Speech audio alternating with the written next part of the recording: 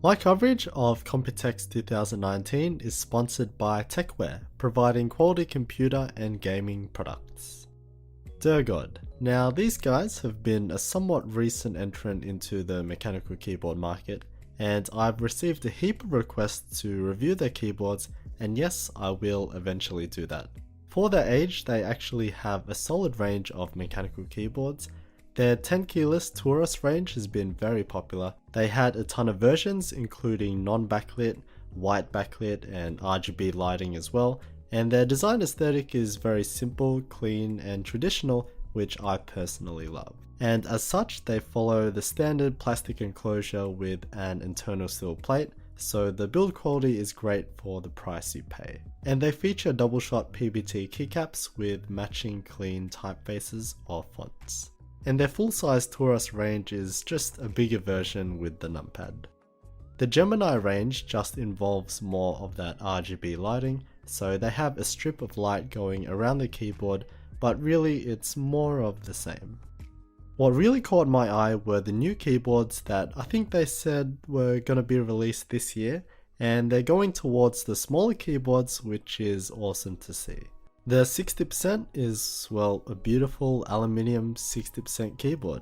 The bezels are pretty thin, with the header being a bit thicker to accommodate the indicator LEDs, but again it is aluminium, so it's super solid. It has RGB backlighting, double shot PBT keycaps with a nice and clean font for the legends, making this very sellable. I'm not sure if it has standard standoff locations, but the cable is left aligned, so it probably is standard. Probably. And then with pretty much the exact same design aesthetic, they had a 65%. So this just adds the dedicated arrow keys, which I love, and is a must for a lot of people, being an easy choice over the 60%, and some nav keys on the right hand side as well. Interestingly, on the back of this one, it shows a collaboration between them and Z Frontier.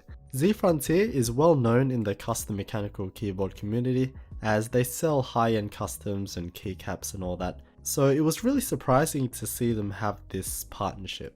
And how do you make a standard 65% better? Add another column. By adding another column, we get a few more nav keys on the right hand side, and the right shift is now full sized. But the bottom row is a bit odd on the left side of the spacebar. We actually saw a very similar keyboard at the Royal Clutch booth that also had an aluminium case, but the design was different and the layout was a tad different as well. And to be honest, it just looks cool, mainly because it's a bit different, therefore it looks nice. Again, the exact same design as the 60% and 65% boards, but just a bit bigger, and I love it. Hopefully I can get my hands on this keyboard one day. When I saw the Daar God booth in the distance, I knew of their TKL and full-size range, but when I saw their smaller keyboards with the aluminium builds, I was pleasantly surprised and left happy. Unfortunately, being a relatively unknown brand, the booth was pretty empty. Like, when I was filming, I was the only person there for most of the time, and yeah, the booth design was pretty poor because it was so closed and uninviting, so hopefully they learned from that because their boards were amazing. Big thanks again to Techware for supporting my coverage of Computex 2019. More stuff to come, so stay tuned.